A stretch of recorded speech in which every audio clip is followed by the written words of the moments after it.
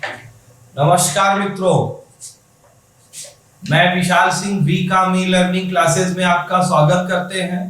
आज हम banking chapter के अंतर्गत मोस्ट इंपॉर्टेंट चैप्टर है digitalisation of banking system. Banking sector के अंतर्गत आधुनिक जो सुधार है, जैसा कि मैंने अपने पिछले वीडियो में बैंकिंग सेक्टर के सुधार का मूल आदेश नेशनलाइजेशन के बाद नरसिंहम समिति ने दी थी, जिसके अंतर्गत उन्होंने 91, 98 और नवीन सुधार के संबंध में मैंने अपने पिछले वीडियो में बनाया है, जो डिस्क्रिप्शन में लिंक में दिया गया है। वहां पे आप जाकर के उसको डिटेल्स दे सकते हैं। लेकिन आज आधुनिक सुधार डिजिटलाइजेशन ई बैंकिंग सिस्टम में क्या है, उसके विषय में हम आपको प्रस्तुत करते हैं। इसके अंतर्गत बैंकिंग सेवा को कुशलता पूर्वक बनाना, ग्राहक को मैक्सिमम फैसिलिटी सुधार करना, विस्तार करना, सामाजिक दायित्वों को बढ़ाना, जो ई बैंकिंग के माध्यम से होती। अब हम आपको ई बैंकिंग सिस्टम, इलेक्ट्रॉनिक तरीके से किए जाने वाले कार्य को हम ई बैंकिंग कहते हैं, जिसे हम EFT कहते हैं, electronic fund transfer. Electronic fund transfer के अंतर्गत इसे करने के लिए आपको केवाईसी होना अनिवार्य है, जिसकी केवाईसी के विषय में यदि आपको जानकारी नहीं हुई तो मेरे डिस्क्रिप्शन बॉक्स में जाकर के नीचे जो दिया गया है, आप वहां पर लिंक से केवाईसी की डिटेल्स दिए हैं। बैंक में बिना केवाईसी के आप ई बैंकिंग सिस्टम का कार्य नहीं कर सकते, जहां पर किसी भी सेविंग अकाउंट, करेंट अकाउंट के अंतर्गत आपको ई बैंकिंग की फैसिलिटीज आप प्राप्त कर सकते हैं। फर्स्ट इसके अंतर्गत आता है digital payment system. Digital payment, online आपको पैसे का भुगतान किया जाएगा। ये 24 आवर्स और पर डे 24 घंटे आप कर सकते हैं, और प्रतिदिन किसी भी खाते में इसमें संडे, मंडे और कोई हॉलिडे काम नहीं करेगा। आप अपने ट्रांजैक्शन को कर सकते हैं। इसका फर्स्ट है इंटरनेट बैंकिंग सिस्टम। इसको लेने के लिए फर्स्ट अनिवार्य है, यदि आपका सेविंग अकाउंट हो या करेंट अकाउंट हो, पहले आपको बैंक जाना पड़ेगा, नेट बैंकिंग की किट लेनी पड़ेगी, जिसके अंतर्गत बैंक आपको यूजर आईडी और पासवर्ड देता है, जिसे 24 आवर्स में आप चेंज कर सकते हैं। आपको वहां user ID, password, transaction password आपको देना पड़ेगा। फोर्थ आपको प्रोफाइल, 4 पासवर्ड आप ध्यान दीजिएगा, यूजर आईडी देना होगा, पासवर्ड बनाना होगा, ट्रांजैक्शन पासवर्ड बनाना होगा और प्रोफाइल पासवर्ड बनाना। पांचवा पासवर्ड, जब each of transaction you have been the SMS by the mobile in OTP, आपके मोबाइल पर ईच ट्रांजैक्शन, प्रत्येक सौदे पर मिलता है, जिसे हम वन टाइम पासवर्ड OTP कहते हैं।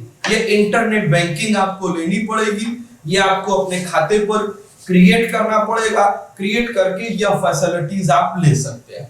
नेक्स्ट है ATM। आप तो जानते हैं ATM को हम डेबिट कार्ड के रूप में भी उपयोग करते हैं। Cash withdraw in bank on ATM counter, किसी भी ATM काउंटर से आप जा करके पैसे प्राप्त कर सकते हैं कैश के रूप में, डेबिट कार्ड के रूप में। इसको आप कोई भी परचेजिंग का भी बैंक यदि आपको पावर देती है तो वह कार्य कर सकते हैं। ATM को हम ऑटोमेटिक टेलर मशीन भी कहते हैं। नेक्स्ट है मोबाइल बैंकिंग, ये आपको भी यूज करते हैं।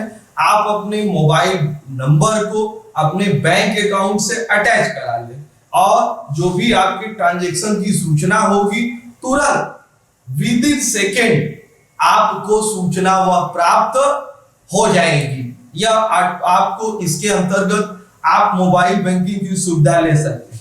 WAP, वायरलेस एप्लीकेशन प्रोटोकॉल, ये बैंकिंग ट्रांजैक्शन में mobile phone, electronic bill, water bill या किसी भी प्रकार की कोई भी चीजें वेबसाइट के माध्यम से आप अपने खाते से लिंक करिए। आप अगर अपने इंश्योरेंस का, अगर आप अपनी गाड़ी लिए हैं, इंश्योरेंस किए हैं, आप हेल्थ इंश्योरेंस है, कोई भी इंस्टॉलमेंट आप डायरेक्ट घर बैठे ही इनका भुगतान कर सकते हैं, मोबाइल का रिचार्ज कर सकते हैं। इस प्रकार से बैंक आपको डेबिट कार्ड के विषय में मैंने बताया, ये एटीएम ऐसे यूज कर सकते हैं। क्रेडिट कार्ड की फैसिलिटी बैंक के द्वारा आपको प्रदान की जाती है।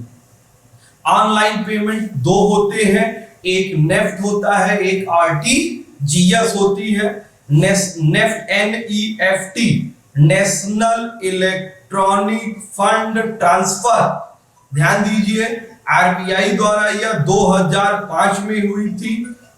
0 से 2 लाख रुपए तक, 1 रुपए से लेके 2 लाख रुपए तक यह आप क्या करते हैं, नेफ्ट कर सकते हैं। 2 लाख से अधिक आपको करना है तो RTGS, real time gross settlement, real time gross settlement 2 lakh से रुपए से अधिक अमाउंट को आप ट्रांसफर कर सकते हैं। नेक्स्ट है CBS कोर बैंकिंग सॉल्यूशन, ये बैंक ऑफर है बेटर कस्टमर को और अच्छी सर्विस करने के लिए आपको कम्युनिकेशन एंड अदर इंफॉर्मेशन देती है। नेक्स्ट है ECS इलेक्ट्रॉनिक क्लियरिंग सिस्टम, ई चेक के माध्यम से आज जैसे आप चेक देते हैं क्लियरिंग में जाती है, तुरंत आपको पैसा नहीं मिलता, विदाउट क्लियरिंग ट्रांसफर आपको नहीं है, लेकिन ई चेक के माध्यम से आज एज ए टाइम आप अपने पैसे को प्राप्त कर सकते हैं। नेक्स्ट है एडवांटेज ऑफ द डिजिटलाइजेशन, आपको डिजिटलाइजेशन के क्या लाभ है, इसमें समय की बचत होती है, भीड़ भाड़ से आप बच सकते हैं, 24 आवर्स बैंक की कार्य कर सकते हैं, ईच ट्रांजैक्शन एंड इंफॉर्मेशन, प्रत्येक कार्य की सूचना आपको प्राप्त हो सकती है। अगर आप इससे चाहें तो अपने प्लास्टिक कार्ड के माध्यम से आप, plastic card means ATM, debit card and credit card से परचेज भी कर सकते हैं। आप मोबाइल बैंकिंग से पेमेंट का भी कार्य कर सकते हैं। आज हमने आपको डिजिटलाइजेशन ऑफ बैंक के एडवांटेज के विषय में बताई। आपसे विनम्र अनुरोध है कि यदि आपको मेरे इस चैप्टर में किसी भी प्रकार का डाउट हो तो आप कमेंट बॉक्स में दे सकते हैं, जिसका सॉल्यूशन आपको दे दिया जाएगा। मेरे पिछले वीडियो को देखने के लिए, क्योंकि इससे कुछ वीडियो संबंधित हैं पिछले, जिसकी आप लिंक बॉक्स में, आप डिस्क्रिप्शन में लिंक बॉक्स दी गई है, वहां पर जाके आप क्लिक करके देख सकते हैं। मेरा इस चैनल चलाने का मूल उद्देश्य यही है कि जो लोग इस समय घर बैठे हो, किसी भी प्रकार से वो शिक्षा से वंचित रह सकते हो, ज्ञान प्राप्त करना और जानकारी प्राप्त करना ये परम सिद्ध आपका अधिकार है। आज मोबाइल के माध्यम से नेट इतनी गवर्नमेंट के द्वारा फैसिलिटीज दी गई, इसका पॉजिटिव उपयोग करें। और मैं आपसे ये कहना चाहूंगा कि मेरे इस चैनल को आप मैक्सिमम इसको लाइक, सब्सक्राइब और शेयरिंग करिए कि जो ज्यादा से ज्यादा लोगों को ज्ञानवर्धक सूचना प्राप्त हो सके।